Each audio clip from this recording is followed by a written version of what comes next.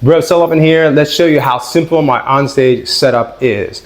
Let's start with the Friedman IRX pedal and the Eventide H90. We're just going to talk about those two pedals. So a couple people have been asking about the IRX and how close is it to an amp. It's a Friedman amp. It's just in a pedal with no power amp to run to a cab. If you want to do that, you can do what I did, which is take a Seymour Duncan power stage and run it to a simple 212 cabinet. This is all I have to take to a gig. Yes, I can run the IRX to my effects loop, or I can run the effects in the effects loop of the IRX, which is what I'm doing with the H90. I'm going to hit a chord here. I'm going to turn on my H90 effect. I'm using my SP H90 to get the effects bleed a little more natural, a little more analogous to the ears that way.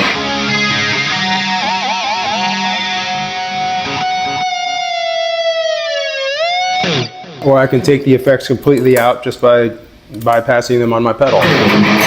So that's pretty simple. Less tap dancing, you know, unless you want to come over here and be involved in your pedal board. I prefer to be an entertainer and do it old school. So that's why we're going to go back and talk about the IRX pedal. So the IRX pedal can do 2 channels. This is lead with boost. This is the boost off.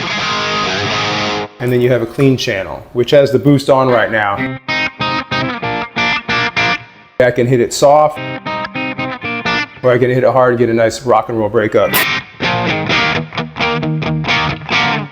That's all you need. Now, what are we doing here with as far as running it to front of house? So, keeping in mind that this is an amp with no power amp, you have 2 choices. You can either just run it straight to a monitor, or in my case, what I did, straight to a power amp, or since I'm running the effects in the loop,